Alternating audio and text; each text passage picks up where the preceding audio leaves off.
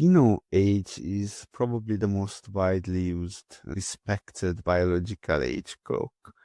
But pheno age is so old already. Why is it the most respected? The quality of the work was just so good. You've got 15 authors from all around the world. Will anyone end Michael's Garten or Brian Johnson's reign in 2026?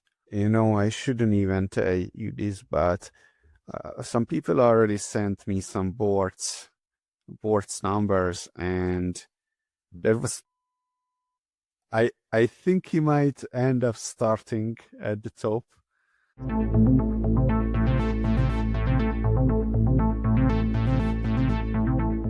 Yo, what's up, party people?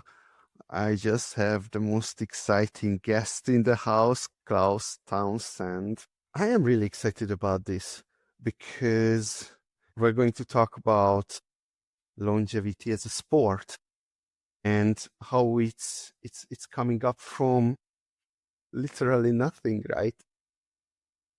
This is, at one point, this is going to be the next big thing. But Klaus is one of the few people who are creating what would you say? In certain gaming circles, there are a thing called meta, the things those happen outside of the game. And you are one of the people, or perhaps one of the most enthusiastic that was creating this mythology of longevity as a sport. Welcome to the show. Thanks, man. That's really generous of you to say. I'm mostly riding on your coattails. You're the one that's pushing it forward, and I'm trying to help you out. So yeah, that's really cool. The article that you wrote, the Longevity World Cup versus the Rejuvenation Olympics. Can you just tell me about yourself and make sure to include where are you standing in these competitions? Yeah, I'm a software developer. It's my main profession, entrepreneur, and I guess health enthusiast. I've been kind of, I wouldn't have called it biohacking for a long time, but I guess now I'm biohacking as well. I think around, 70th on the Longevity World Cup. Last I checked, it keeps falling because people keep entering ahead of me. But yeah, when I started, I think you sent me an email because I was the 100th person, and you congratulated me for being the 100th person who entered. So I was really happy about that. And that was the first time you and I had talked, and it kind of, started me thinking about, how, I noticed that it was open source and how can I contribute to this? And I love contributing to open source projects. And yeah, it caught my imagination. The Rejuvenation Olympics was the first thing I heard about a long time ago because of all the famous people that are in it. And basically, I think people became famous from that, right? Because then they could claim in interviews, hey, I'm the slowest ager or whatever. And Brian Johnson and Seamland and all those guys, Dave Pascoe, it certainly bolstered their credibility, I guess, in what they say about health and longevity, to be able to say, well, here's the proof. I'm on this leaderboard. Yeah, so I'm just part of that, and clawing my way towards the top as you are. I can see you're making some good progress. Yeah, Dave Pascoe was completely unknown before that. He didn't have a outside public-facing personality on the internet. Also, Julie Gibson Clark, right? There were a couple other people like Jenvel and Amy Hardison, and some people who've been there from the beginning, but they didn't really start at this publicity train, So, well, good for them, private people. Some new people like Annie Nosh, right? People really like her. She's number 2 after Brian Johnson. Yeah, I follow her. Yeah, she's really great. Well, okay, let me ask a question before, because I've been this is my dilemma as well. You said you wouldn't have really called yourself a biohacker, right? And, and I kind of understand where you're coming from because I have a bad taste in my mouth when I would classify myself as a biohacker, even though I'm not quite sure why, because, hacking came up, I grew up in a culture where listening to Wozniak and they were hacking, in their garages. And after that, I was in a Bitcoin ecosystem where hackers are also a thing. And no fun, it's not a bad thing, right? It's not a black hat hacking, it's white hat hacking. But okay, so hacking some stuff and hacking your biology is certainly a concept I can get behind. But on the other hand, something is not right with that term, biohackers. What's your take? I can't really figure it out for myself. I think I used to have an image of it, before I knew anything about it, futuristic, far out there, steampunk kind of ideas. And that's not what it is at all. But that was what I had in my head. Watching videos of people like Aubrey de Grey, David Sinclair, the people who have popularized kind of biohacking have made it seem a lot more reasonable. The people who follow the science and they take risk. Some take a lot more risk than others, but there are a lot of people out there who are biohacking and are doing it, relatively safely, I would think. I mean, the best ways to biohack are exercise and diet, right? And we all do that. Well, you're hacking. That term is inherently implies that there is a risk in it, isn't it? Well, actually I came up with my own word. I'm still trying to decide if this is a good word or not, but something about gerographers, right? It's from geriatrics and graphers like cryptographers. That might imply something like, yeah, you're doing this aging thing, but you're actually following data and not doing like, I don't know, yoga retreats and try to live forever like that, right? Well, okay. Let's talk about you. Context of your article. What's that? Why did you even write that? Yeah, I thought it'd be really interesting for people to see. A lot of there are a lot of companies offering biological age testing. Half the time or most of the time, you don't know what they're doing behind the scenes to give you this magic number, or to give you the recommendations that they give. I've used certain companies who will make one claim one day and then make a different claim another day. They change their algorithm. Who knows? Was it more accurate in the past, or was it more accurate now?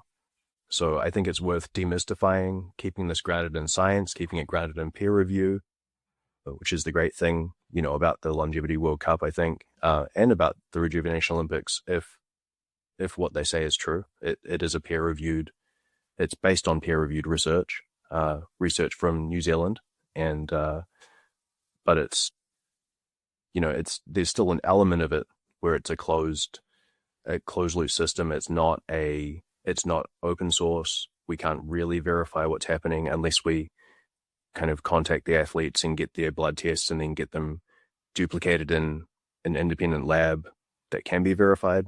That's a lot of heavy lifting that no one's doing. So yeah, I think that's a huge strength for the Longevity World Cup, and the more we can use those open systems like PhenoAge or Borts or these open source papers, the more legitimacy it's going to have, instead of just, you can't install an app on your phone these days without it telling you your biological age, right? I've got, my scales tell me, my ring tells me, my watch tells me, and they all tell me different numbers, and they're all wrong. They're all just making it up based on some really sparse data. So yeah, we have to keep it grounded, and that's what I'm attempting to do in the article. Okay, okay, I see, I see. There are many things I want to talk about there, but maybe let's follow the structure of your article. Hmm. And let me read something from you. This might be the crux of the whole biological aging clock issue, that what should really be the concept of a biological aging clock, right? Because what's the problem? Horvath in 2013 or 2018, 2013,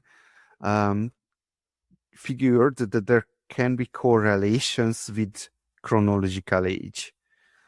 And then the Horvath 1 clock is born, and then how your epigenetics is correlating to your chronological age. That's how you get your biological age. Okay, so what's the problem with that? Yeah, there's no problem with that. I think it's an awesome concept, and I'm well behind it. There are there are three so-called generations of biological clocks, right? So the first biological clocks, the generation one, they estimated your biological age based on your blood, and it was just a blind estimate. So it was, hey, your creatinine is at this level. That's what we see most often in 25-year-olds. Your other blood markers are there as well. So you're biologically 25. That was like Gen 1. And you could still call it the most So pure. they estimate your chronological age, right? That's what they are Yeah. trying to do. Yeah. But PhenoAge and Bortz and all these other ones, Generation 2, where they differ is that they are based on mortality risk. And then the Generation 3, which, might be a misnomer because Generation 3 didn't end up outperforming Generation 2. So that's the Dunedin pace. The epigenetics is also based on mortality risk, but it's based on the methylation of your DNA. It's just a different way.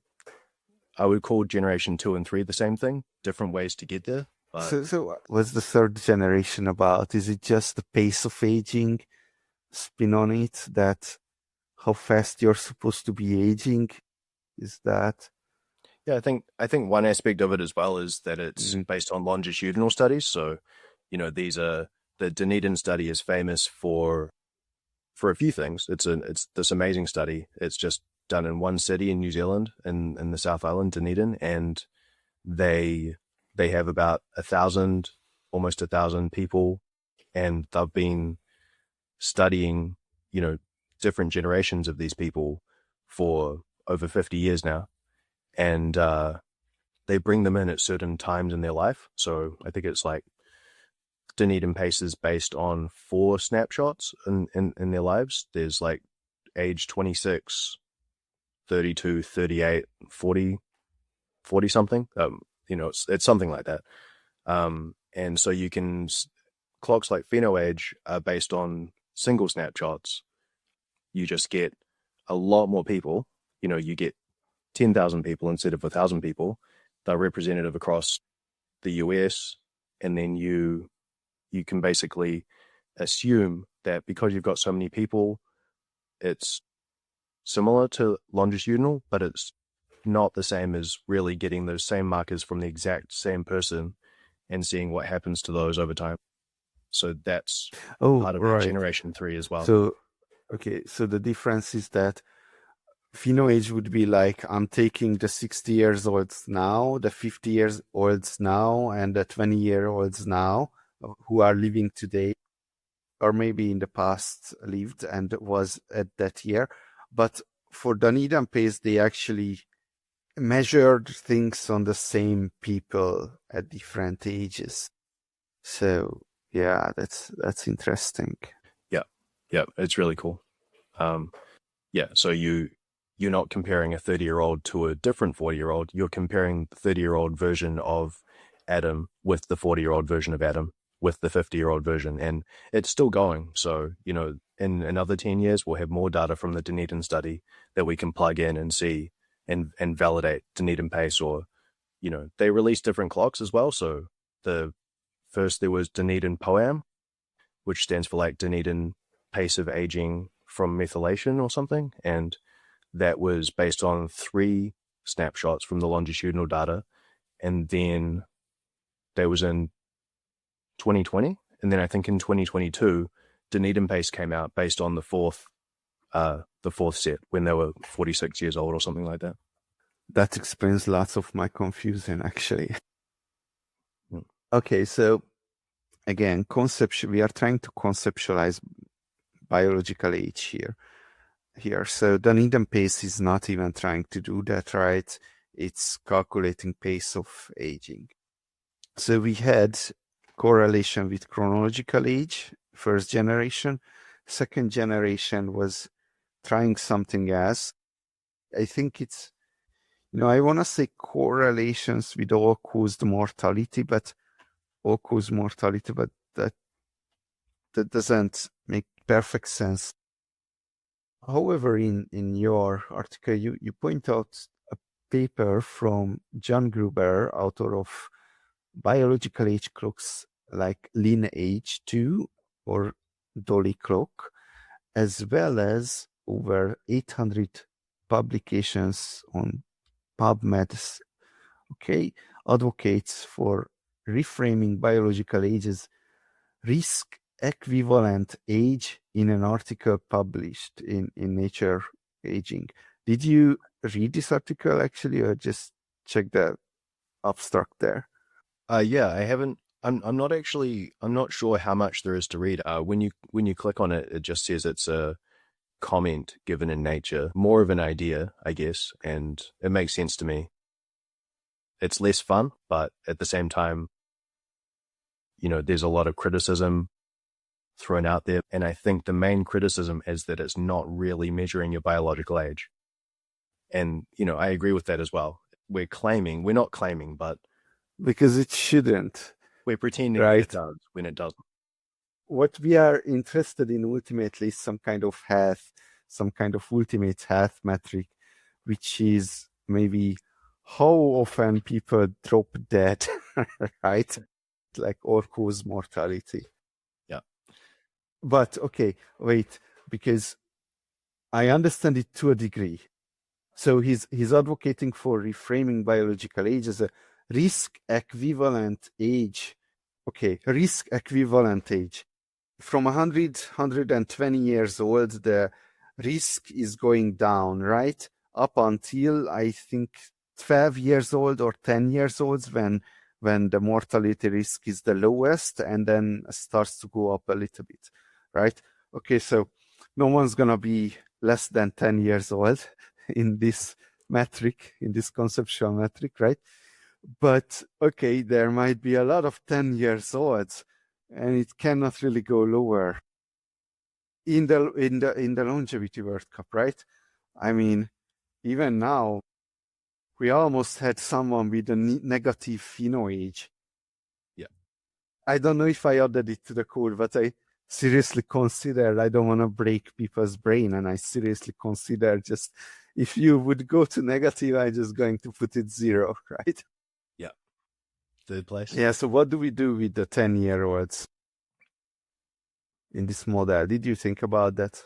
Yeah, it's really interesting. And I think, one of your interviews with the founder of Longevity Tools, you guys touched on that as well, where the limit, the reason that you get those kind of silly numbers is because there's no U-shaped curves. You're just, the outcome of pheno age and the calculation that you do is just this linear calculation. So if you're really outliers, if you're like when the third place guy in Longevity World Cup at the moment, I think, and, you're already really young chronologically, and then you also have amazing biomarkers, the linear equation doesn't really know what to do with that. It doesn't see you as, it doesn't differentiate between that kind of 10-year-old limit, which is silly. Like, it's silly to say that someone is a 10-year-old when they're an adult, they've been through puberty. You can't compare those two people, let alone saying that they're 2 months old or whatever he is. But the algorithm is just too basic for that. All it does is just takes this average, this linear average, and kind of corrects it with chronological age. Yeah, so that's why that happens. So I think, in the future, it'd be great, and it wouldn't be a simple calculation anymore. It would just have to be a complex, like a table, a matrix, where you can actually make these correlations more precise with U shapes or whatever shapes, any shape. But we would have huge data sets for that. So there is a difference between current pheno age here, because a current issue is the lack of U-shaped curves.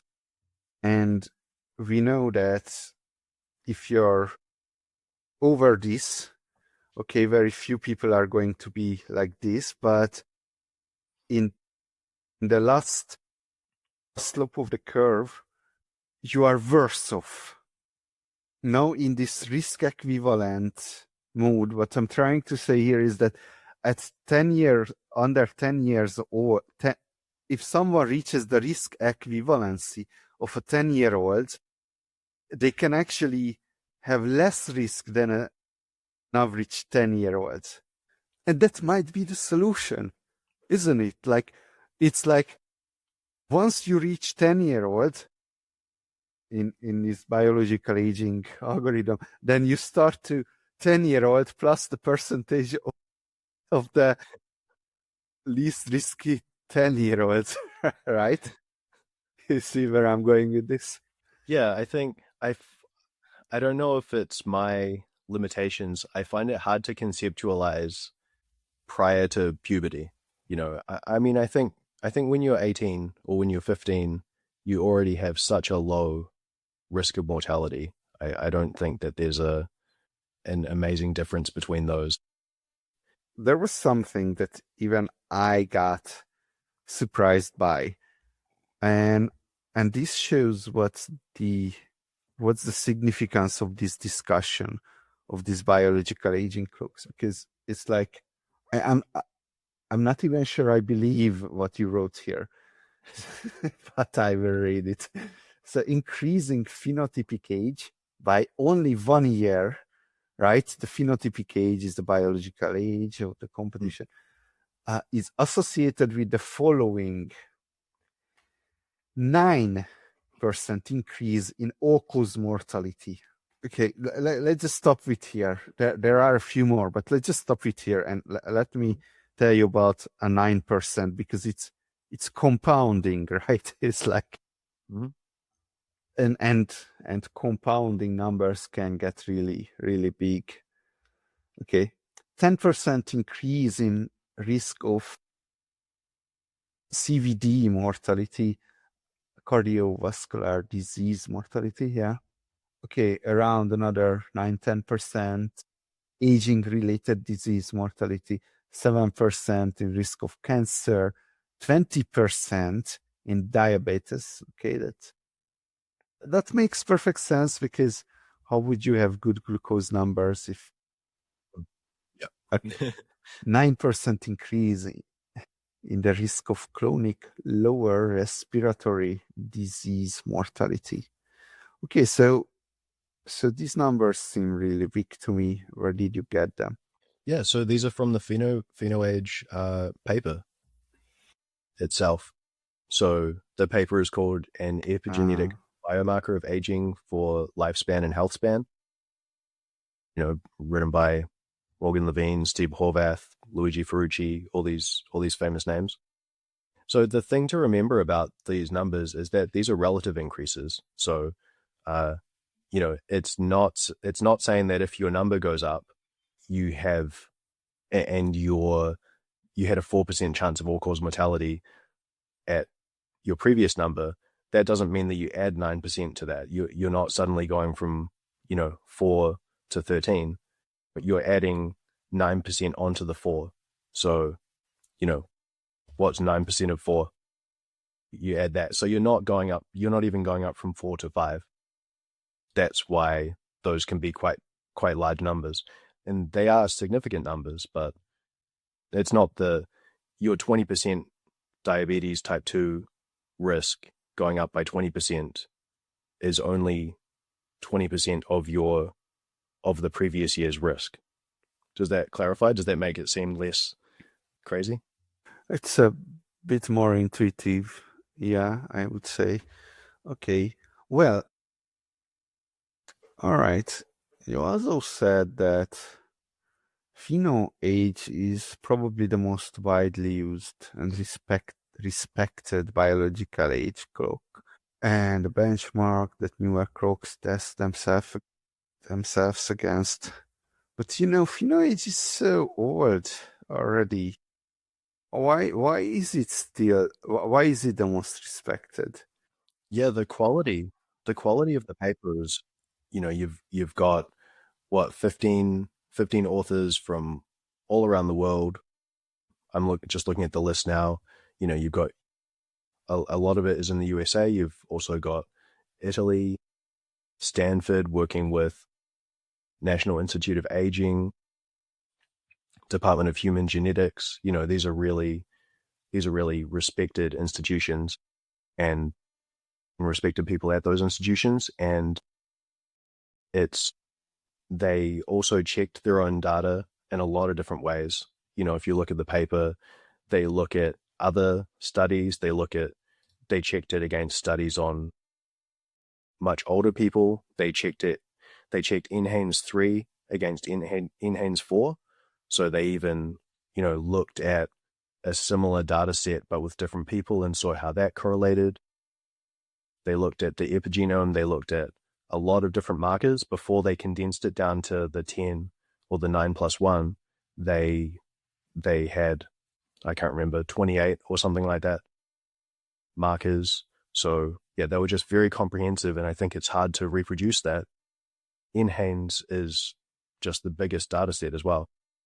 You've got UK Biobank. We can talk about the differences between the different data sets, but NHANES really kind of stands out as one of the best, at least. From a conceptual point of view of biological age, what do you think about having chronological ages as input into the biological age algorithm? Yeah, I know that's a really big, important topic, and you and I have talked about it at other times as well. I think ideally you don't need it, right? Cheating, isn't it? Yeah, it's cheating, and it's because, and I think it ties in with what we were saying before about the U shape. You needed to correct for that U shape because you've got this linear algorithm. It needs to ground itself in chronological age, and that's why you do that, and it keeps itself, within about 20 minus or 20 plus years of your chronological age. Without that, it doesn't seem to be trained. It doesn't seem to have the ability to really ground itself like the Generation 1 clocks did. I would imagine that future clocks would be more like programs, and I've thought about writing this as well, of conceptualized writing instead of just having an equation, because you can't really do it without an equation unless you're going to have a massive one. It'd be cool to have a little program, a server, where you can put your inputs in and it validates against these matrices for that have the real data, basically, or representations of the real data. Okay, that's okay. So how would you imagine that? Let's say there is this longevity World Cup. We are starting to add every year more and more data, right? And in that way, if you start, you can write a Am I going in the right direction here? Is this what you're talking about? I mean, are you talking about using the data from the Longevity World Cup?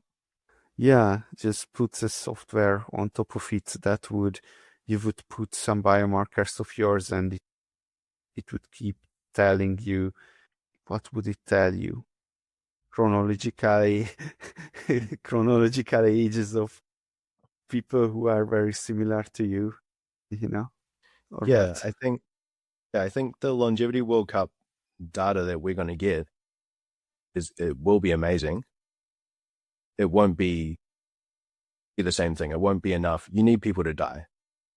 the hard truth about this research or the data that the clocks are built on is that they only work if a lot of the people in the data set die, because that's how you know how far away all-cause mortality is. We obviously don't want our athletes to die, and they won't. Can you do something with, let's say, the top 100 people of the Longevity World Cup? Let's say there are like tens of thousands of athletes already, and somehow compare people to the top 100. Who are you most similar to? Yeah. That wouldn't be a biological aging clock algorithm, but a cool feature, right? Oh yeah.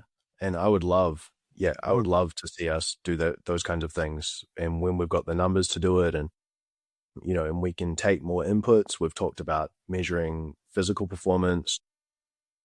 I mean, it's not as important as some people claim, because pheno-age already correlates with functional performance, with functional metrics. It does quite a good job of that. So I've seen critics of biological age clocks saying, well, you could have a really great biological age, but you can't get off the couch. That doesn't seem to be the case. It seems that the inability to get up off the couch or to care for yourself would show up in a biological age clock. That's because that's correlated with mortality, and that's what the clocks are trained on. But I think it would be really cool to, have more exciting, fun things in the Longevity World Cup. And maybe that could be some, VO2 max tests, some body weight strength tests. Could be kind of exciting and more engaging. Yeah, I agree. Visceral fat is so hot right now. You know why visceral fat is interesting is because your visceral fat is, the younger you are, the less visceral fat you have. So for a 1-year-old, they have basically no visceral fat at all, right? But VO2 max is not like that, right? It's like your VO2 max is going up, and then the curve. So, but visceral fat is exactly like how old are you? That's all we have to know. That's where I wanna go as well. I don't know how it would fit into the whole, but we'll see it much better after the new aging clock is finally added to the website. Yeah. Right. Which is going to be, what is it going to be? I thought you were going to tell me. Yeah, I don't even know. It's probably boards, right? Like there isn't really any other option. Yeah, we've looked at the other ones, and they keep closing the source on them, and they're trying to make money from these clocks. So, they won't let us have the equations for them. So we don't have that many options, right? Because I was really looking forward to, 7-age. So it kind of solves a lot of the problems that we've seen with other clocks. It seems like they want to charge money for that instead. So it's a bit of a shame. But yeah, Bort's seems but good. that's okay. Yeah. They could charge money, right? It's just still having a formula that's not public. That's really strange. That's really strange. It's like people cannot look at it. Like, what are you really estimating here? But then again, like, we're going to introduce an entry fee to the competition, so they could get a part of it, right? Yeah, and it makes me wonder, how did they review it without looking at the full supplementary material? Maybe they did that privately, but maybe they got it. Yeah. Yeah. And by the way, it's not clear if it's the authors who want to make money out of it, and that's why it's cross-sourced, or because of some data anonymization regulations of Thailand or something like that. I contacted the authors, had a few rounds of back and forth, but they never replied to my last email. But then again, why would it be so good? It would be so good because, first of all, it has very few biomarkers, seven, seven biomarkers, and those are very normal ones, right? Like the most basic clinical biomarkers every lab is taking. On the other hand, the boards has like, I don't know, 13. You know how much work for me to actually check people's, documents. It's a lot of work, especially when they are sending it in Chinese or Ukrainian or Russian or something like that. Now that's extra difficulty. So PhenoAge is going to be like twice as bad. Perhaps taking an entry fees is going to make it more, if you have to pay for something, then you perhaps pay more attention when you write in your numbers and you're not making mistakes, and perhaps it's gonna be fine. Yeah. Anyway.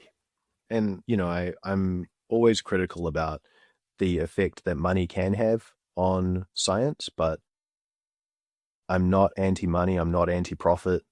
I think, like you said, it can make you take it more seriously. It can have a lot of good effects. I mean, we're trying to give people a prize at the end, right?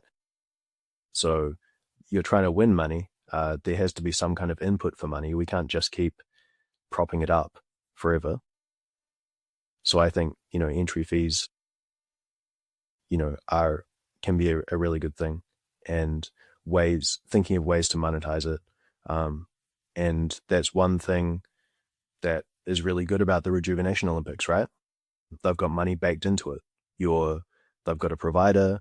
The provider will, take a cut. It's all baked into the true diagnostic business model of having this leaderboard at the end of it. So yeah, I think they've done a good job there.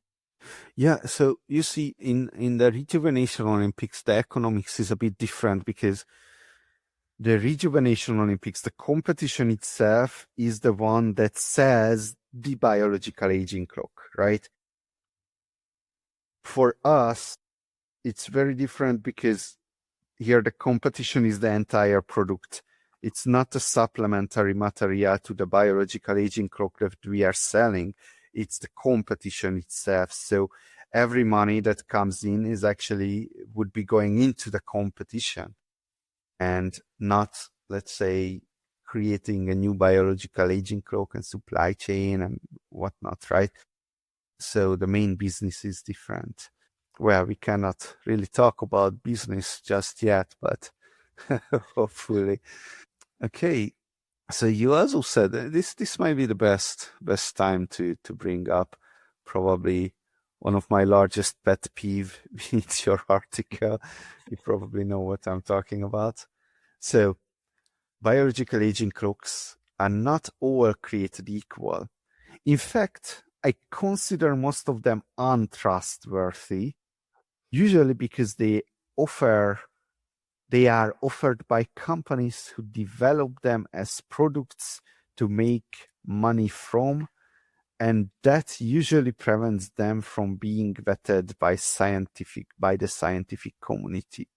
Profit prevents companies from being vetted by the scientific community.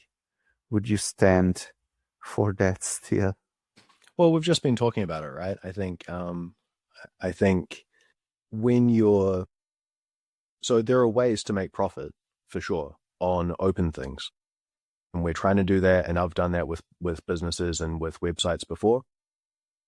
You can have it both ways, but I think a lot of people are not having it both ways. A lot of people, are making these products, they're keeping it closed, they're not offering it up to the scientific community, they're not offering transparency to the users, they're just giving you a number. Who knows where that number came from?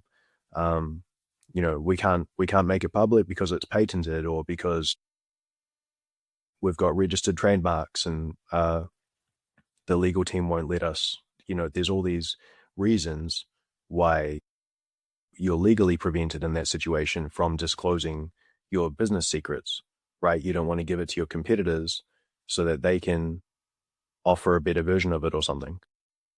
So I think that's where it gets in the way. And that's the great thing about what we're doing.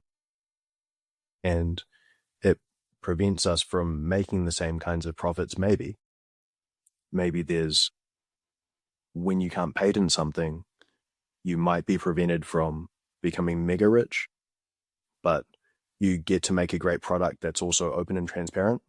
Maybe we can become mega rich as well, or maybe you can. I don't know. I hope so. I'd like to think you can have it both ways. All right, so let's talk a bit about software licensing, because a lot of people don't understand what we're talking about here.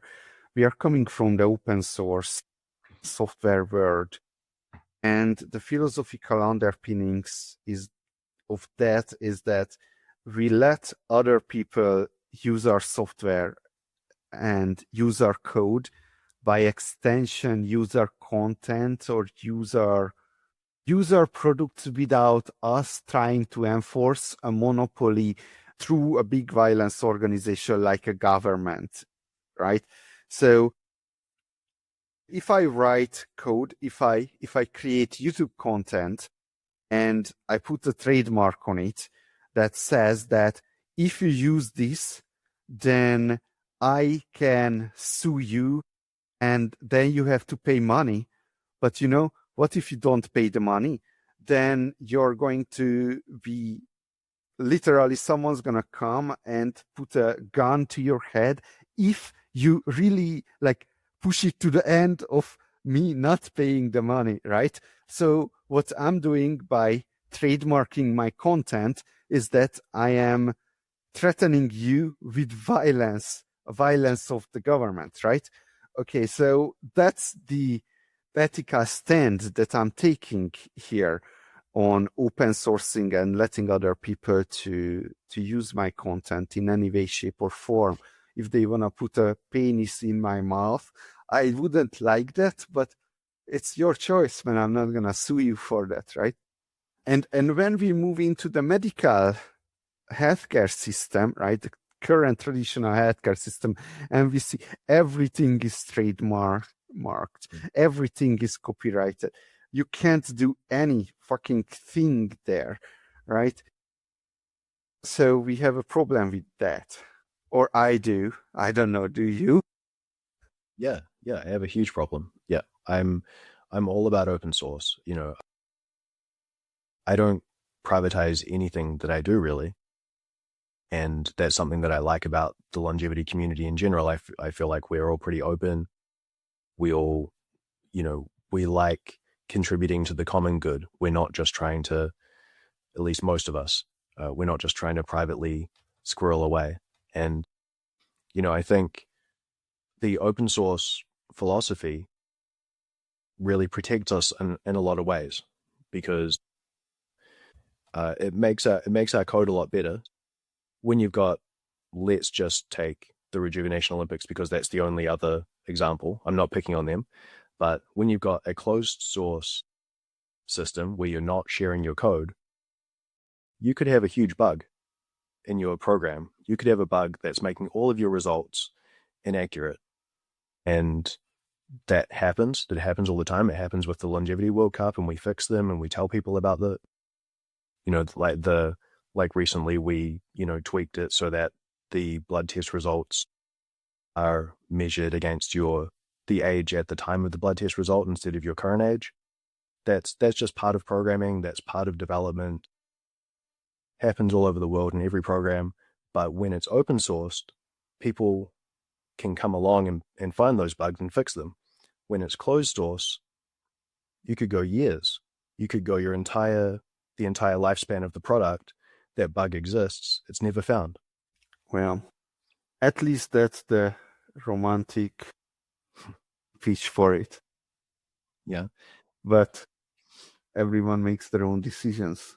Yeah. All right. It also, sorry, one more thing. It also stops us from, or at least it makes it harder for us to game the system for ourselves, right? So I'm someone who works on the Longevity World Cup, but I'm also an athlete. So I have like a conflict of interest, it could be said, where, I could submit some code that preferentially ranks me higher because, I don't know, I could come up with some reason that we should take. My AI assistant wouldn't let you do that. Yeah. Don't even get me started on AI. But you know what I mean. When your code is closed source, you can do whatever you want with it. If you're the founder of a company and you already have control of your code, you're already the boss, and you're competing on your leaderboard, you can get people to change the code, and there's no overview. If I wanted to change the code to make myself win, then the AI would catch me. It wouldn't, but you would catch me. Someone would catch me. It would be in the history. Even if no one caught me, it would be caught later on. There are people who are able to look through the code and go, oh, hey, okay, I can see that a year and a half ago, Klaus submitted this code that makes that changes the PhenoEdge algorithm to make himself win. So it would eventually, hopefully, come out, and that just can't happen with closed source. So there are all these things that it prevents us from cheating in a lot of different ways. One thing I want to bring up in defense of the Rejuvenation Olympics, and not just in defense of the Rejuvenation Olympics, but also for us to consider the practical problems with blood-based biological aging clocks. So about cheating, you can't cheat, you're not allowed to. But if someone would send me a report that looks very legit, and then they would hop on with me on a 10-minute calls. I started to make these 10-minute calls for people who are really ranking high, because I cannot let them, just play me that easily.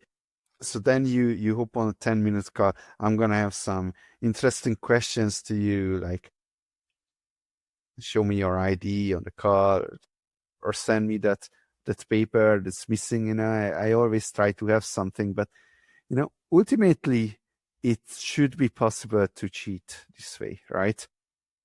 And then if you think about the Rejuvenation Olympics or any other epigenetic home test kits, then the only way that you cheat is that you do something with your blood. Like you take your 10-year-old kid's blood, right? It would be quite a story, Or I don't know, you put your blood in fridge, or there must be something that tricks, or maybe not. Doesn't matter. What's the point? The point is that it's much harder than to actually fake some documents. And that's not all. Another important thing with the home test kits is that they all go into the same company and they are testing hopefully the same way. With these tests that we are having, is there could be a lot of laboratory artifacts. I think the laboratories are really inconsistent, not only within themselves, but inter-laboratory. Like, I went to Prospera and I kind of took over a clinic, and I get a lot of people's blood tests and sent it to a laboratory. Everyone's blood test came back with super high ALP, super high RDV. Everyone was vegan and iron deficient. You see, there were these patterns that I wouldn't spot only if sent like 10, 20, 30 people's blood tests, right? So I spotted it, but I'm not spotting it when other people are sending me like Chinese blood tests, right? So there could be a lot of laboratory artifacts with with this kind of blood. So I think that's an important point in not only in favor of the Rejuvenation Olympics, but also that could guide us in 2027 seasons, right? Yeah. Yeah, I think you're right. It's kind of good and bad, right? So for the same, you can argue that there's a parallel with, is it better in a scientific study to have a low number of people but really high quality data, or is it better to have, like an NHANES data set where you're taking samples from all across the US from many different labs? That's where that data comes from. It's like a representative study and a representative data set, sorry. And you kind of trust when you've got enough people that the artifacts will iron themselves out. If you look at any individual, you don't know, are they from a good lab or a bad lab, but you know that your sample as a whole is gonna get rid of its own outliers when you're looking at it as a whole. With a single partner like True Diagnostic, if they're good at their job, then that's really good. If they're bad at their job, then everyone's data is bad. So it's a double-edged sword. It's either good or bad. Yeah, I would love if we could have a way to verify, maybe have trusted partners that we prefer. I don't know. Yeah, I'm interested in talking about how we can have the advantages without the disadvantages. We'll see in the future. For now, we're just gonna keep it simple and use boards probably. Yeah. Or not. Yeah. We've decided it a long time ago, but I'm really hoping something better comes along. But if you have a paper in your mind, you're listening to this and you think there's a better biological aging clock to use, then send it to me. Another interesting thing that you did in an article is comparing where would people rank, where would Brian Johnson, where would Simland rank in the Longevity World Cup, and where does Michael Scarton rank in the Rejuvenation Olympics? Do you remember where does Mike rank? It's something like 100, was it? Yeah. It was like 159, I think. And the reason for Mike's low ranking at the moment, because he used to be in something like 7th place. It's in the article. No, sorry, he was in 9th place. He fell to 159th because the Rejuvenation Olympics does different things with numbers based on whether you're an active participant. So basically the leaderboard is ordered where the people who have, even if you have a way worse score, even if you have the worst score on the entire leaderboard, as long as you got 3 tests in the last 2 years, you're going to be near the top. Sorry, in the top group of people. And then if you haven't been testing lately, but you used to test in the past, more than 2 years ago, like I think Mike is one of them, you're going to be ranked below all of those competitors. So there's different groups. So there's good things and bad things about that. They're just trying to keep it current. They're trying to, maybe they think they're improving their algorithms. So older results are less relevant. I don't know exactly what the reasoning is. They're not, as far as I know, they're not telling us, but yeah, that's how it is. So if you can manually order it, I think Brian Johnson is in like 7th place if you include all of the results. If you go with best face. Yeah.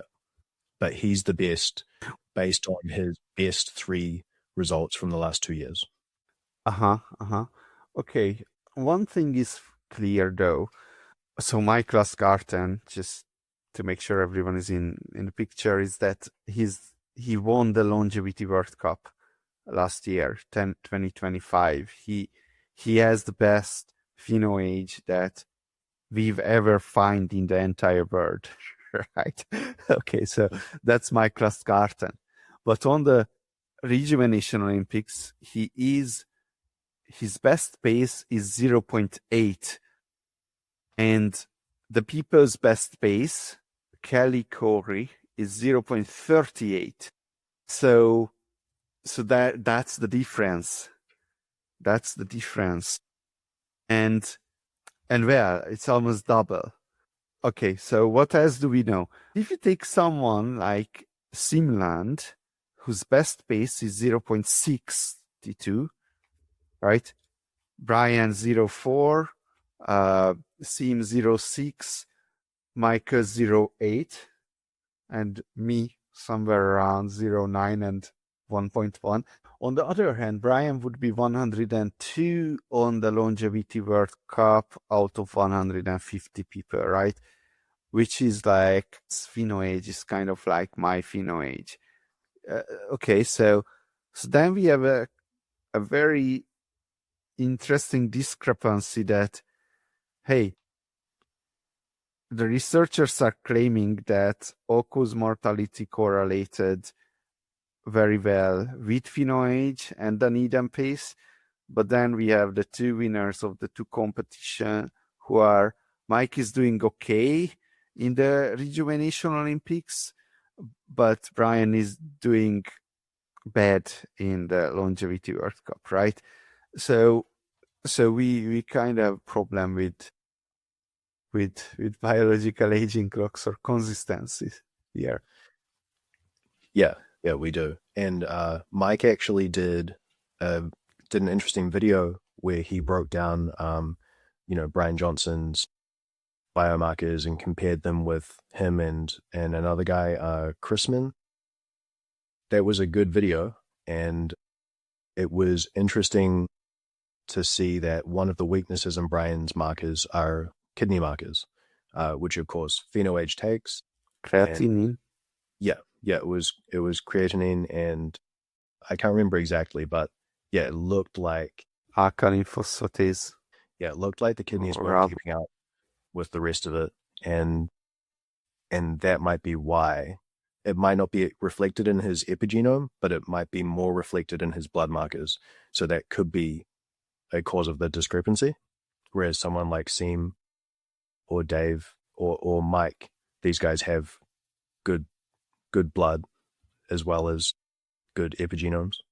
Oh, I mean, I see. Brian's whole thing is that he tries a lot of things, right? He calls himself a guinea pig. He tries new therapies. He tries to be the canary in the gold mine. So it's not surprising that he sees big fluctuations and that sometimes he tries things that are harmful, right? And Simland would be number 7, so he would do very well on both competitions. Okay.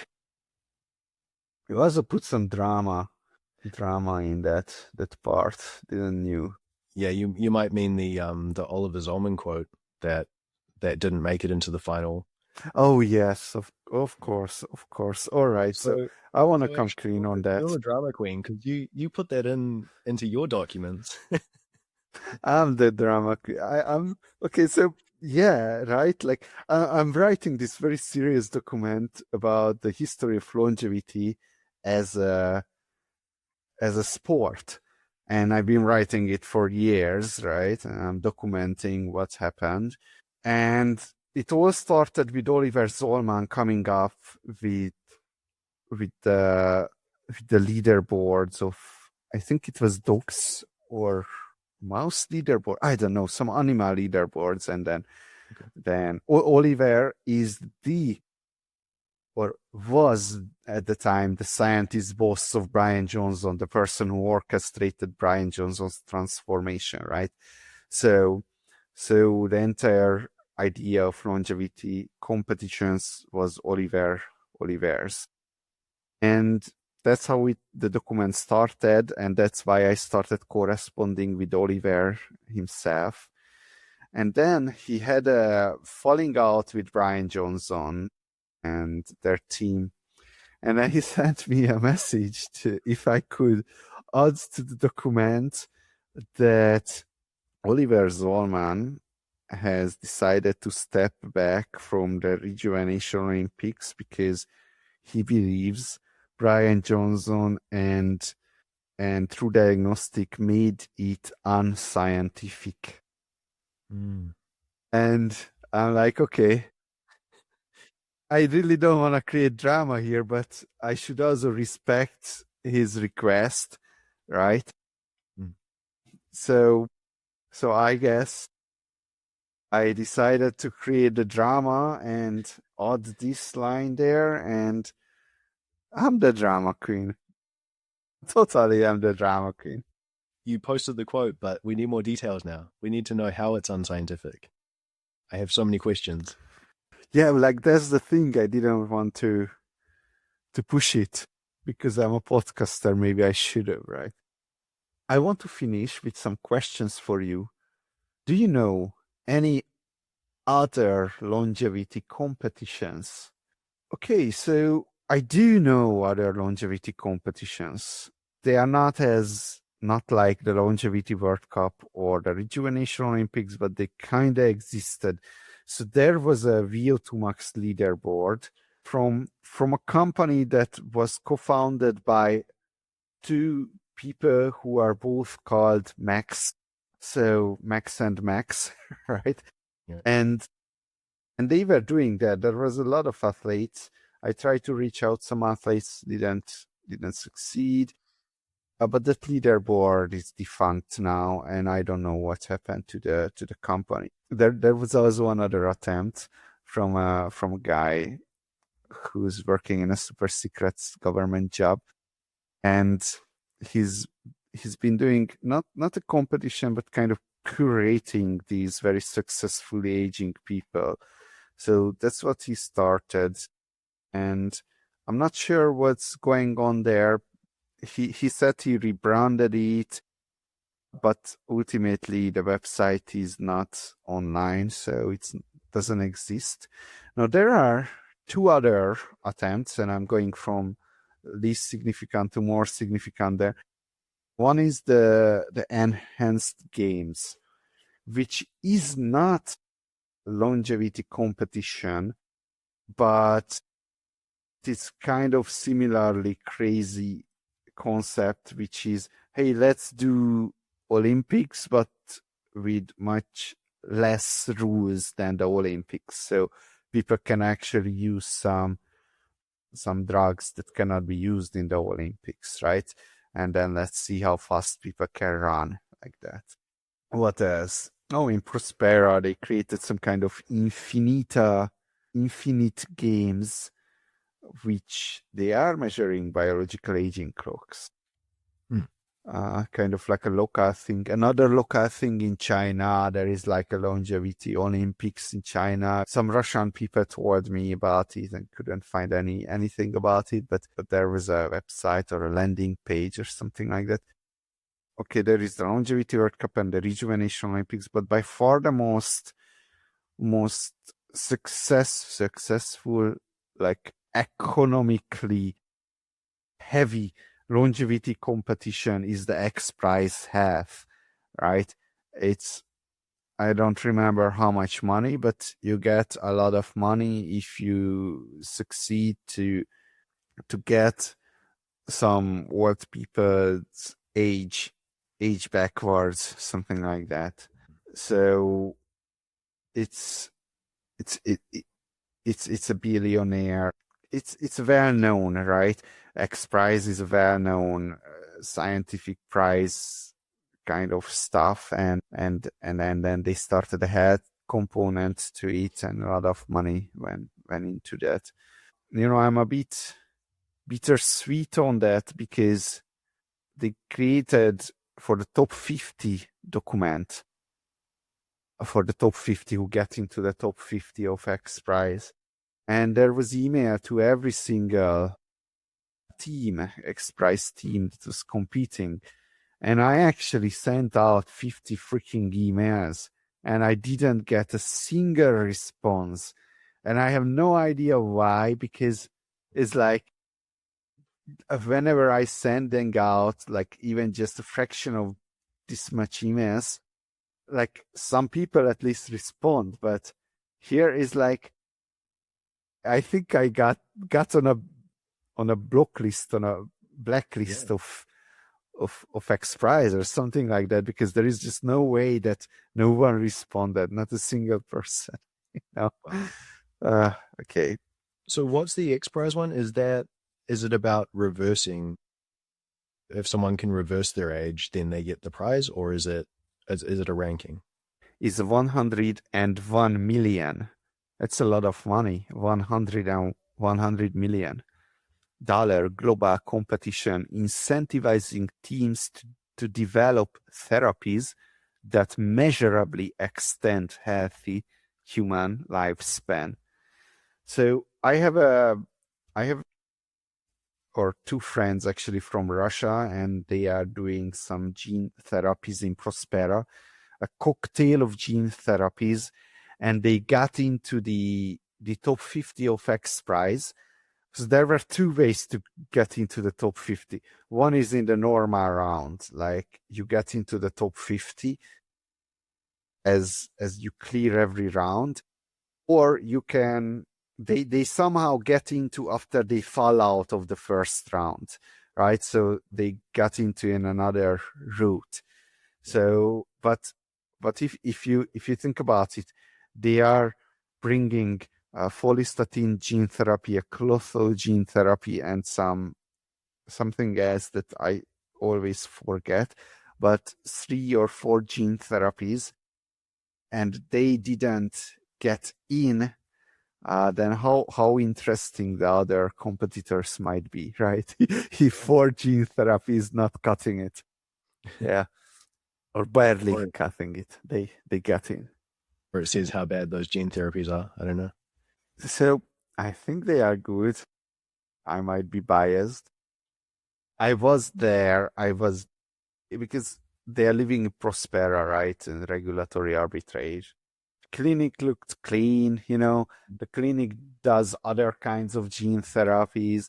I've seen people come to the clinic, get the gene therapy, not dying, not hurting anything, so it looked at least safe, maybe not good, but safe.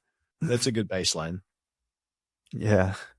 And most importantly, will anyone end Michael Garten or Brian Johnson's reign in 2026? So what do you think? I have a few people in mind what might happen, but do you have some predictions? Yeah, I think it's really hard. I think Mike is amazing, and he does the most probably of anyone to track his markers. The reality, though, is he doesn't have the best pace of aging. I think his pace of aging in the Longevity World Cup is, 25th place or something. I can't remember exactly, but it's not top 10. So I think he's on top right now, partly because he's amazing and because he's doing everything right. Who has the best pace of aging in the Longevity World Cup? Yeah, Wen has the best pace because his silly score where he's a toddler has ruined that for everybody. He'll forever have the best pace of aging. Who has the second? Oh, okay. So Zdenek doesn't have a great pace either. He's 22nd. Yeah. So Philip Schming has number 8 pace rank. So that's pretty good. 0.43 years per year. Oh, perhaps it must be someone from Gen Z. Huh? Kathleen. Number 3. Kathleen Merchant is number 3 in pace of aging. Right, because the younger you are, the better pace of aging you get. Yeah, so both of the measures aren't perfect, right? We should come up with some kind of a combined measure that makes it fair, because when you're really old and you're healthy, then you can potentially win on the absolute loss, especially if we start using a clock that isn't corrected for chronological age, like pheno-age is, then we might see some really crazy, if you're 90 years old and you're a fairly healthy person, then maybe you would get a minus 30, but your pace of aging might be quite different. So kind of on one side of it, we've got it's good to be old in terms of being on the leaderboard, and on the other side of it, it's good to be young for your pace of aging. So yeah, maybe we can correct for that somehow in the future. Well, you see, a pace always implies a time frame. And here on the Longevity World Cup, it's a fun calculation. The time frame is your entire lifespan. Oh, yeah. What can change? I shouldn't even tell you this, but some people already sent me some boards numbers, and there was Tiat Lim from Singapore.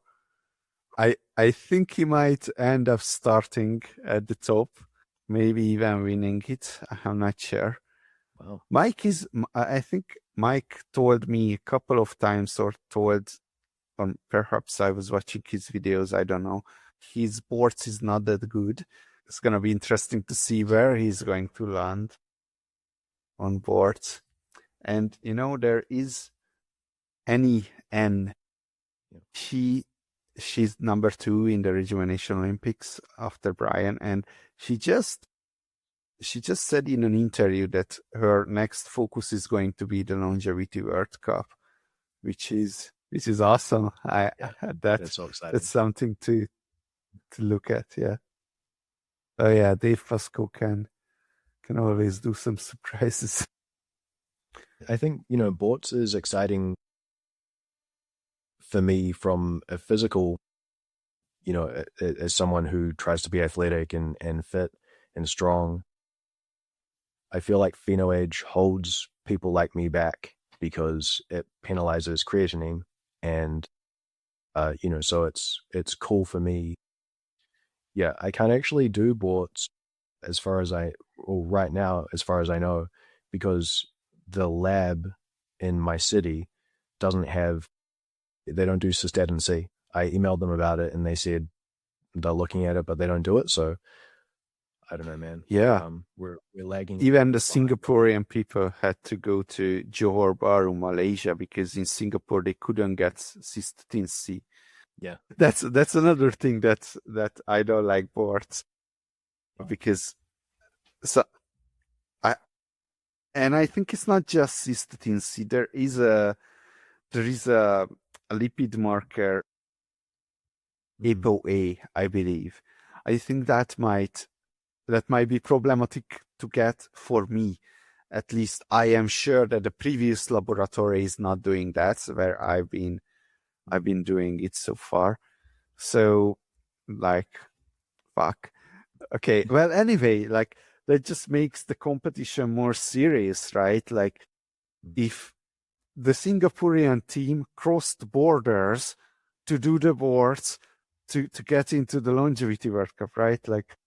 That's the kind of athletes I want to see on the top of the leaderboards, right? Who are serious about it. Yeah. Yeah, same here. And, I love PhenoAge, and I love that paper, and they did a great job, and there's always pros and cons for everything. And one of the cons of PhenoAge is, there are entire systems that it doesn't look at, right? And, it doesn't consider lipids, it doesn't consider thyroid markers, hormones, all of these things that we are seeing in other clocks now, where they're looking at more systems in the body.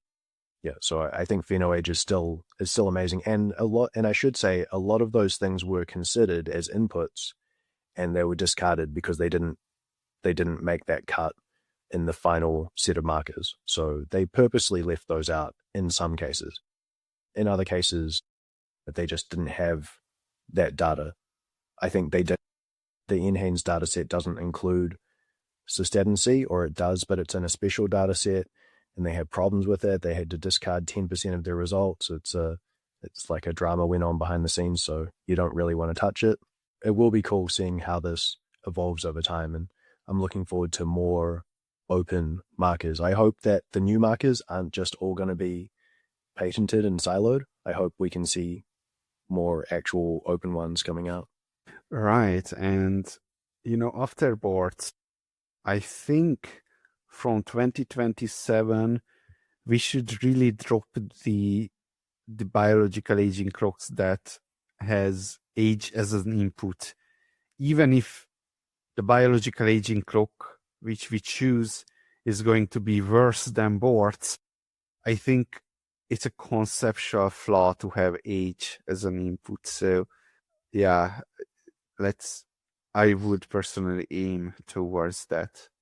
Klaus, thank you very much for coming.